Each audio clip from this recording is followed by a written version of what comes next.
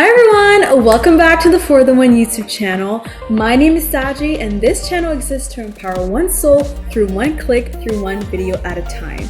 If you have not done it so, please make sure to click subscribe on this channel because our content is starting to change. We are finally transitioning from just cutesy little videos of me by myself to having really important guests on our channel. I am super excited. I am not alone. I am here with not only a good friend of mine, but also really an important member in our community, in the city, in the church. I have the privilege of being with a talented filmmaker and communicator based in our city, Ottawa. He has a deep passion for storytelling and his mission is to uplift others through charity and volunteer work. He also loves to foster strong community and grassroots movements and to amplify marginalized voices by sharing their stories and cultural histories. So without further ado, Vana, welcome to the show. Thank you so much for having me, Saji. It's good to be here. Okay, this is a long time coming. I have some explaining to do. So we actually, wow, we go way back. Let's talk about like how we kind of met a little bit and then like just to kind of give context as well. So a friend of his, a mutual friend of ours, and Hannah are also part of this intervarsity like church community kind of group. And this was like, wow, 2022, I think. Wow, that was like 3 years ago. They had this like, I think Black History Month music online event thing, if I remember correctly. I It was something along those lines. I think I actually met you earlier than that. So funny enough, I remember when I was in during like 2022, 2022, I was looking for a home church for a while. And I remember our mutual friend Runner, he invited me to your youth group meetings for Zoom. It was when everything was still under lockdown. And that's when I met you, Samira. I met a lot of other people, Alan as well. And Mhm. it's literally when you guys were still doing the online youth ministries, like with I forget what your youth pastor's name was. But yeah, that's the first time I actually met you and Samira. And that was even longer. I say like 2020, 2021. Okay, that's kind of crazy because I do not remember that at all. Yeah. Well, I remember actually like I remember I would go on the Zoom meetings, but I it's possible that Runner might have invited you actually. So I do not remember that. I just remember the first IG live that he did, and like you were there and you were sharing Yes. like a little bit, and that was like really brief because I came in and out and stuff. But now, I mean, we maintain our friendship, and the cool thing is, we actually both kind of started within the same line of faith. We were both like in the charismatic Protestant kind of church, and Vanna, you'll hear his story later. He transitioned out of that church, and I can't say I've completely transitioned either, but I've had a growing curiosity as of the past last year about Orthodoxy, because I grew up Catholic, so I just all of that kind of stuff has been like rummaging in my brain, and I was like, I think when you are maybe in a season where you're transitioning or you're asking yourself questions, it's super duper important to ask the right people. And Vanna was one of those people that I was like, okay, like he's kind of already gone through that path. So, anyways, I before we get into that, I just want to know about who you are, Vanna. I briefly introduced you, but you have a lot more to say about yourself. So, talk about yourself, who you are, where you're from, and yeah. Yeah, okay, I'll try and make this not super long-winded. So yeah, my name is Vanna and I'm part of the Jesus Saves Collective, which is a collection of three people, me, Joseph, and of course Runner. Runner is I'd say like the head honcho of the group, and that's where I came to meet a lot of his friends, including Saji and her sister Samira. As for me, I'm actually of Cambodian descent. My parents came here, at least my dad came here during the 80s, and then he went back to Cambodia to marry my mom in the 90s. They came here, had my sister first, and then had me in the 2000s. As for me, I do come from a communications and media studies background. That's what I went to school for. I actually went to school for English for about 2 years as well, but switched during COVID. And as Saji introduced me, I'm a filmmaker and a DP, and a lot of my work has to do with either faith or cultures and cultural diaspora. So I love investigating the diasporas of like Southeast Asian cultures such as Thais, Vietnamese people, Cambodians, especially. That's what I started with. But I also love exploring the side of, Arab history. And I'm actually going to be looking to projects of the Antiochian Church in Canada and looking at how it's changed over time and how converts are also changing the church and almost creating a new environment that's very different than when the first Lebanese, Syrian, and Middle Eastern Arabic speaking immigrants came to Canada and the US to found these churches. So yeah. Yes, I one thing about me is I absolutely love when people get to share about their culture. I am an immigrant myself, and so it was very hard adapting to the Canadian culture, even if I came here at a young age. But I didn't realize that that part of who I am kind of pushed my character a lot more because I found myself feeling like a black sheep, literally, like amongst a lot of different people. I felt very otherized. But I think those opportunities kind of bring a part of you that makes you become kind of like a spokesperson for your community and your culture around other people. So, talk to me about how you've been able to represent Cambodia in your career and your life around Mhm. others. And has it was it a challenge for you, or were you always proud to be Cambodian? I know for me, like I went through my own complexes, like oh man, like I feel so different. I kind of almost want to hide, but was that the case for you? Yeah, and a lot of it has to do with like learning and understanding about how there's cultural nuances and cultural changes when the diasporas happen. So, like, for example, people of the Haitian diaspora, while they share a lot of the same Haitian roots, there's still things that are unique to them within the Americas, right? For me, it was hard to really accept the Cambodian identity at first because I was already a minority within minority. When I went to school, I grew up and, you know, I still am in a neighborhood of largely people who are of Black, African, or Arab descent. And I'm literally a minority. I'm like the only Southeast Asian person here. And it was like that very much growing up in school. And that's why I felt almost othered. And it was unintentional. Kids don't really do that, but it and eventually, evidently happens. It's through really just understanding the struggle that a lot of people have in keeping their cultures, no matter which culture or background they come from. My parents instilled a lot of what they taught in me and my sister, but a lot of it I still had to do on my own. So, for example, the Cambodian dialect Khmer, that was the first language I ever spoke. I speak fluently English now, and I speak Cambodian like Khmer broken, but yeah, like Khmer is something that I've had to maintain through speaking with my parents, my aunts and uncles, as much as they try to speak English with me. In terms of actually exploring the identity and the cultural background, I think seeing more Asian faces in Hollywood that weren't East Asian definitely helped to open that up a lot more.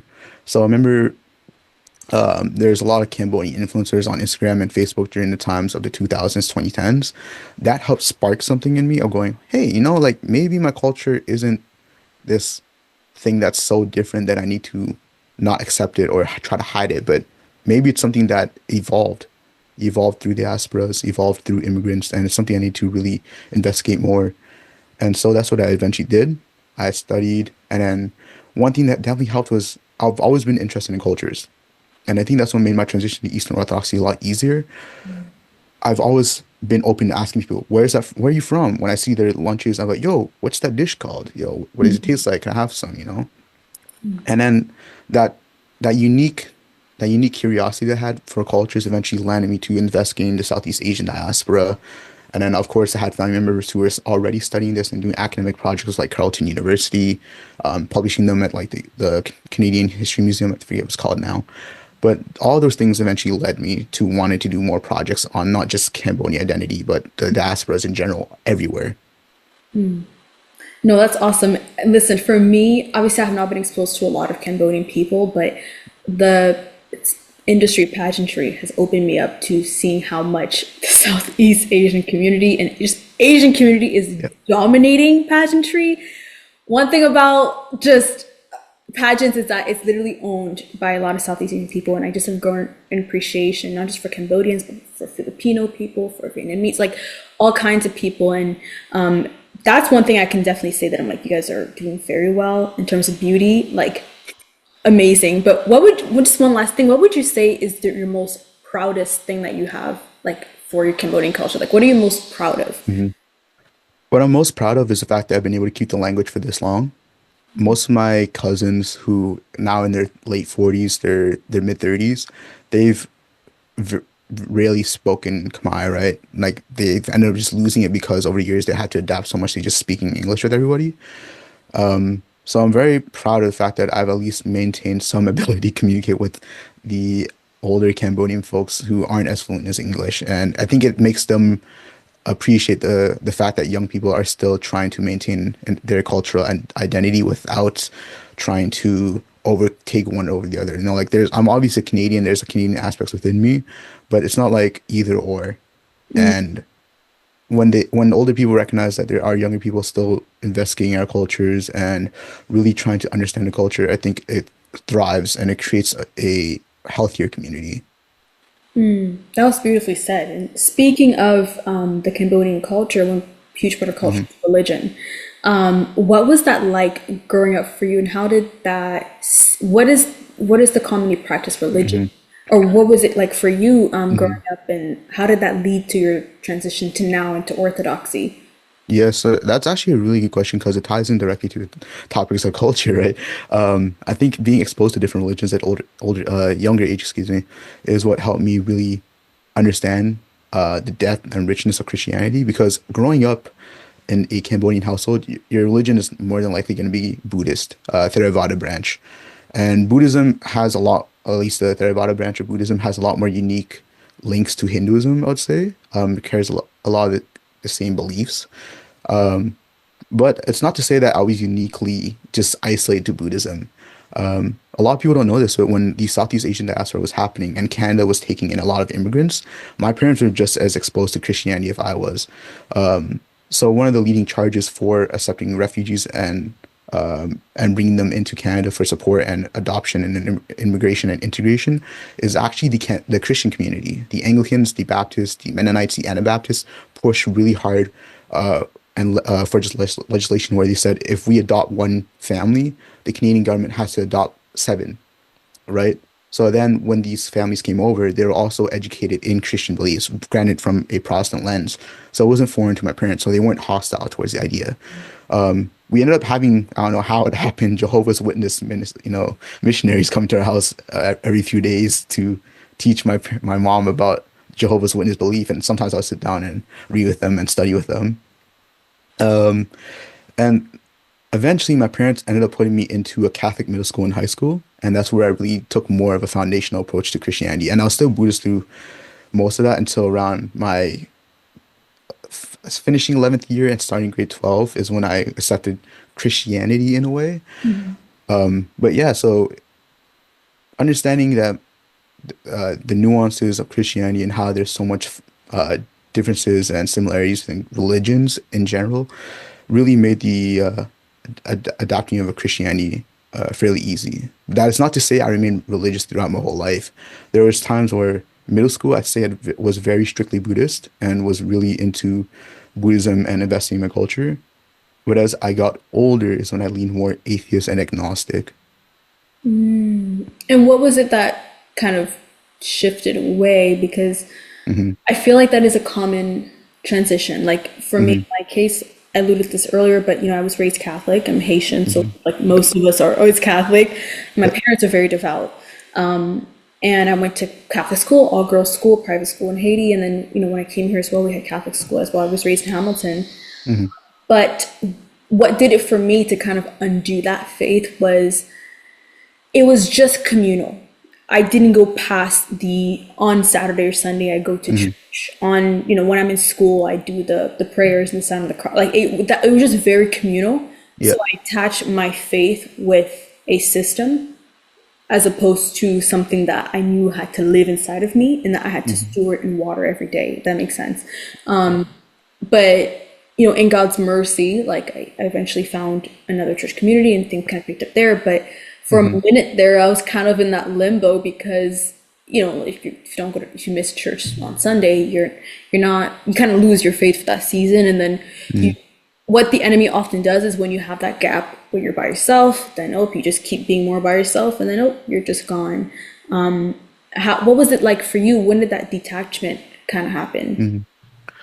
So I guess the detachment really happened when it's called me. I think everyone has had, at least every guy I know of has had like that conspiracy theory phase in middle school and high school when they get super deep into like investigating the Illuminati and Yeah. 9/11 and like and like Watergate and what else is there celebrities and esoteric Hollywood. Yeah. that's what really got me more entrenched in Christianity without being a Christian. The first people freak out when it says, even my priest, I said the first book I ever read from back to front in the Bible before becoming a Christian was the book of Revelation. And yeah, and I think when the conspiracy theories happened, and I was so deep, and I don't know why it happened so much with the Obama administration, but when the conspiracy theories were everywhere, left and right, and things weren't coming to pass, like I started to really go, okay, I think religion is just a bunch of like nonsense, and people who hold on to this really are just like crazy because these conspiracy theories end up leading me nowhere, right? But that was the issue. I looked at Christianity through the lens of conspiracy theories rather than what they were. But then I also went, okay, I think this is a common trope as well, which is that a lot of people who convert to Christianity go, man, if there's Judaism, Christianity, Islam, and then Zoroastrianism, and Mormonism, Jehovah's Witness, and Unitarians, what is a real faith? I can't pinpoint which exactly is it because this so-called Abrahamic faith had to be changing or whatever, and obviously that's just a poor education of Christianity on my part. But what really led me to seeking Christ was when my sister, she converted to Pentecostalism before I did. She when she was dating her boyfriend who's now her husband, there at the time was Pentecostal and they still are. And she converted to that, and then she would constantly, ask me, like, "Oh, do you want to come to church on Sunday?" Or, "Hey, you want me to pray for you?" I remember one time I posted how I was like, when Nipsey Hussle got gunned down, I was like, "Yo, pray for Nipsey, to people." And then she's like, "You want me to pray? You want to come to church and pray for him?" I was like, "Okay, that's a little too much now." Lord have mercy. Um, and then she took me to church for the first time. I was like, hey, it's not what I've seen on YouTube. And I never knew there was a whole aspect of, charismatics and Pentecostals. Maybe like the Benny Hinn types and TD Jakes, but I never seen like a more casual type of Pentecostal charismatic church. And then when I started going to her church more, that was when I was like, oh, I think I like it. And then yeah, it eventually led to a road of seeking Christianity deeper and deeper. And what was it that kind of intrigued you also about the Pentecostal Hmm.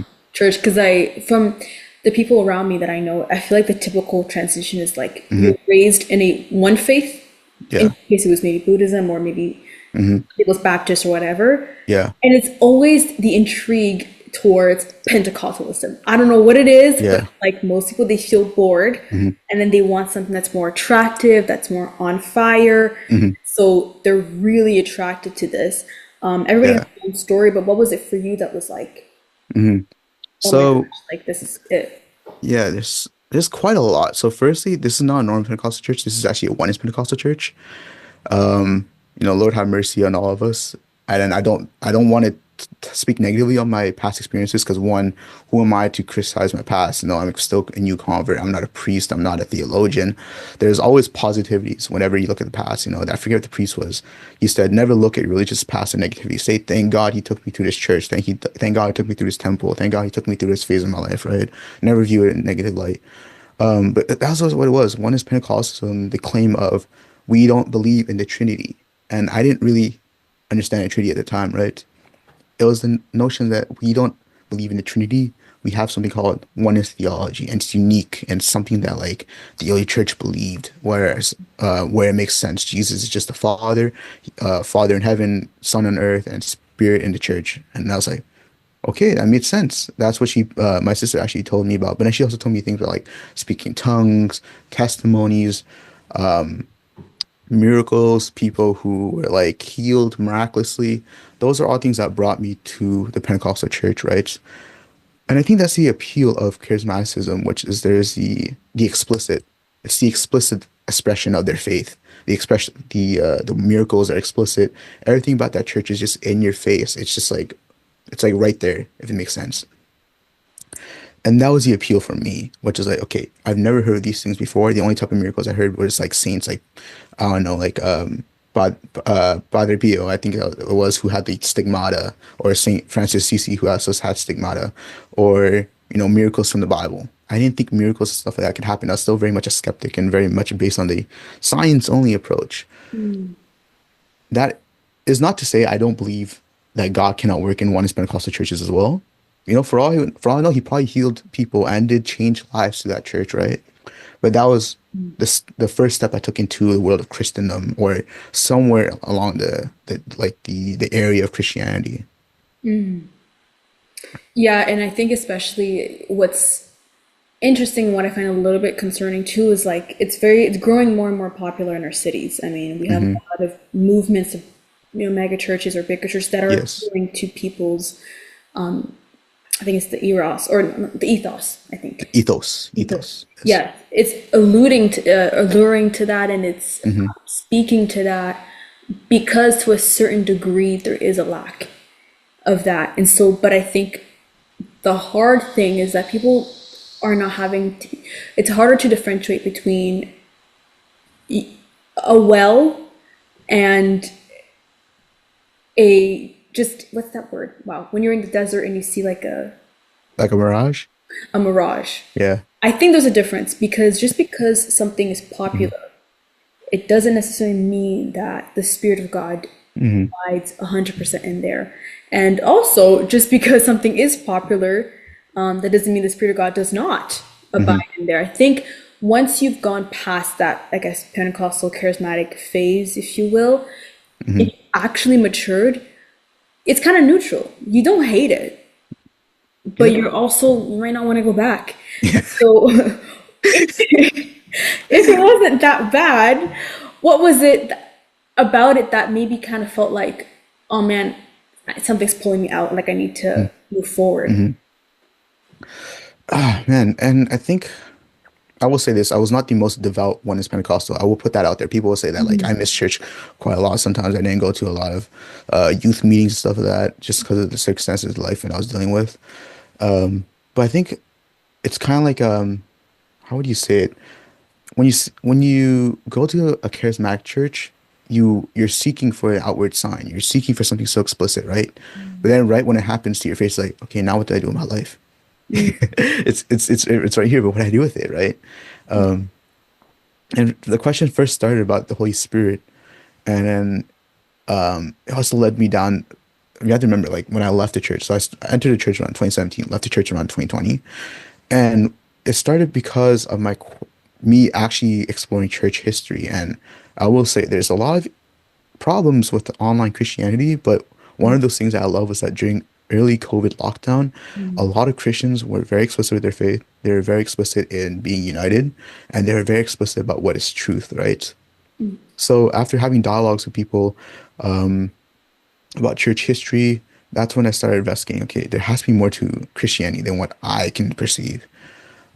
But my questioning of one's doctrine didn't actually start during that time. I think around 2019, when I was in my first year of uni, I was with a runner. We were both. It's funny enough because in the fall semester before that, we were in the same African studies class, and that was when I was exposed to Ethiopian and Egyptian Coptic Christianity, which I didn't know existed at all, right? Yeah. The following semester, we were both in a sociology course, and then we decided, you know what, this guy's cool, let's be friends. And then he, through debate and made me thinking critically about oneness doctrine and Trinitarian doctrine, eventually, like, he planted a seed that would sprout into the deep love and devotion I have for the Trinity now. Once that root was growing, is when I started questioning everything else about church history, about what early church believed. Why is it that oneness Pentecostalism exists to begin with? Where does oneness Pentecostalism come from? And as a communications major, one of the things that we're studied and taught to do is always ask why. Why is oneness doctrine existent? Why did oneness doctrine flourish? Why did the UPCI start sprouting out of the 1900s? Why did the UPCI split from like the Apostolic Assemblies, stuff like that, right? All these questions of why eventually made me leave the church and then search places elsewhere. Like became Trinitarian charismatic, so I wasn't really a full blown Pentecostal anymore, and I was still continuationist, but not to the same extent as Pentecostalism. And then after talking with a few people online and having exposure to Reformed Presbyterianism, I became a Reformed Presbyterian for about a year or two. 2022 in December is when I kind of had like that one moment in my life. I was like, man, what is all of this? I clearly see this church history, but why am I still here? And I sat down with my pastor at the time. I was like, Pastor, I know I've only been Reformed Presbyterian for like a year or two, and I've been at your church for about a year now. Like, and I haven't been deep, but like, I've been thinking about going to Eastern Orthodoxy. And he told me, if that's where God's calling you, you should probably seek that, which was mind blowing. Mm, Mind blowing because what you see on the internet is all these dudes are like, heretic, heretic. These guys are false right. teachers. You know what I mean? But I was like, he's encouraging me to go and check it out. And he's like, yeah, none of I have Eastern Orthodox priest friends, Catholic priest friends. We have lunch with each other and dinner with each other. We're cool with each other. We're not enemies. I was like, man, is this what Christianity is like for the average person now, right? Is Mm, this what Christianity is like for a person who's just focusing on their repentance? And wow. that's very next month in January. I didn't go to the Orthodox Church yet. But I saw that information about the nearest Orthodox church. Turns out it's like 5 minute drive for me, and I've been living like 20 years. I did not recognize I was an Orthodox church. Wow.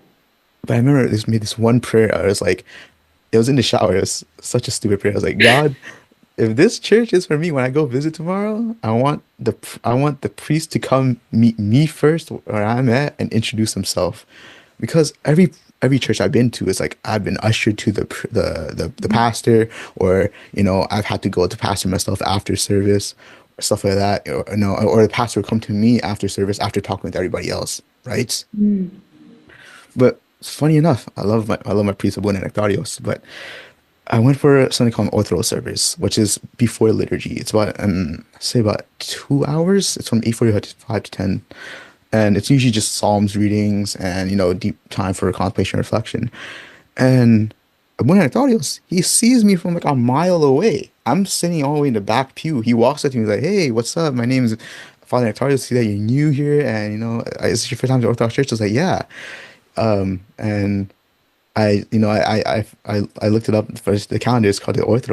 He's like, yeah, so yeah, this is the Ortho service. It's not liturgy yet, but it's good to see you came early. If you have any questions, talk to me after liturgy, where you find me. I was like, wow, it's amazing. mm, And I was like, the prayer literally got answered yeah. in the same service I go. So that was when I cemented like, okay, this is where I need to be. Mm. This is where I need to at least stay for the time being to understand and take in all this tradition and all this like richness. Even if I don't end up Orthodox, at least stay here for like the next 2 or 3 months, just so I could really take it all in. That was so beautiful. And I think one thing I'm really hearing is free will.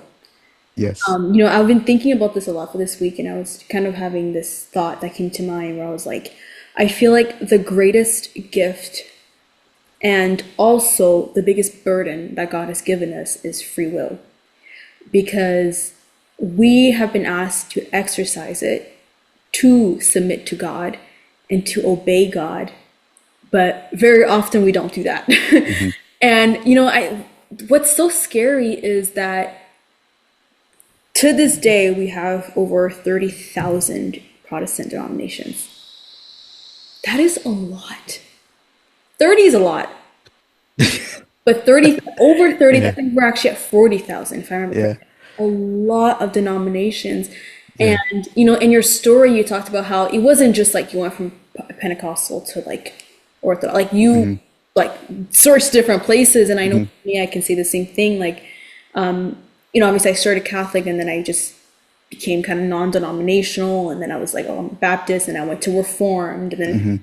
And then after Reformed, I was like, no, I'm gonna go back to maybe something that's a bit more soft, like a bit more free. So then I became more of like a charismatic, non-denominational. Yes. And then after that part, I was like, okay, like I'm not getting historical truth here. Like Yes. something about it made me feel like, oh man, like where are our roots? And I feel like it was an identity crisis. Hmm.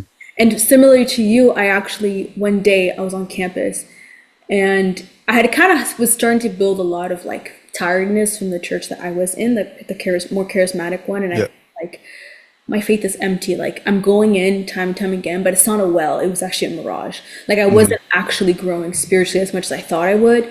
And I ran into a lady at school, random girl. She like I was in the gym and she comes up to me and she's like, "Oh, like are you doing your exam?" I was like, "No." And then she literally I don't know why I trusted a stranger, but we went out to eat together. And then we just had a conversation. And then I happened to have a picture of like Jesus holding the hands of a girl like on the background on my phone. And she's like, oh, she's like, is that your boyfriend? I was like, no, that's Jesus. And she's like, oh, okay. And then she's like, yeah, I'm kind of in the faith too. And then she tells me that she's Ethiopian Orthodox. And I was like, oh, like she wasn't as attached because her parents are still Ethiopian. And so she wants to get back into the faith. And I was like, oh Yeah. my, and it was around Easter time. It was actually almost exactly this time last year. It was crazy. I kid you not, she ends up leaving. 20 minutes later, there's like two guys that are sitting beside me and they're speaking in Arabic. And I'm like, okay. For some reason, I was very nosy. And I was like, oh, I was like, huh. And they're just talking. And I remember I kept hearing the Bible verse, John 6, like, eat of my flesh. And I'm like, why are they talking? I'm like, why are these Muslim guys like talking about the Bible? I kid you not. I was like, wait, okay. And so I was like listening, and I thought I made a whole theory. I was like, oh no, they're on like a debate club.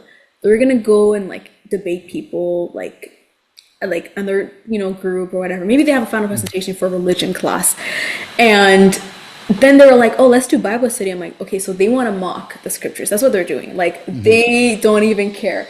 And I finally figured out, oh no, like they're actually Christian, because the idea of Arabic and Christian in the West, those things are just exclusive. Like they don't work together.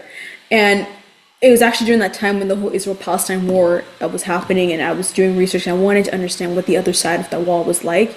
And I literally cracked open my Bible, and they saw I was reading the Bible, and then they invited me to the Bible study, and I've been really good friends with them. They were actually Coptic Christians. And I was like, what? Wait, when you actually understand there's a whole different reality of Christianity outside of the continent and country and neighborhood you're in, life actually becomes more colorful, because you can understand that God is so much bigger than your little denomination wants to confine him to be. And one thing I wanted to add is like what we experienced growing up in the first inkling of faith that we had was a part of the body of Christ. And that's what I've come to understand, and that's where I want to go with this message is like we've had the arm. Some people, they have the foot. Some people, they have this. But what I love about Orthodoxy and what I love about just the journey that I'm in right now is I'm learning to see the full picture and to receive the fullness of who Jesus is. And that includes the first like century of the church and what they did do. And before the Reformation, I feel like we live a post-Reformation life when that's not fair to the lives of the martyrs that sacrificed themselves constantly for the faith. Like they had something to say too. Listen, we're reading scriptures from people that walked with Jesus and that talked with Jesus. Shouldn't that be more reliable to you than just someone that came up 100 years ago? And not to say that they're not reliable, but I'm sorry if I'm comparing. Now, that being said, what is Orthodoxy for those who might not know what that is? Evangelicals, not Christians. How would you define it in a way that we can all understand?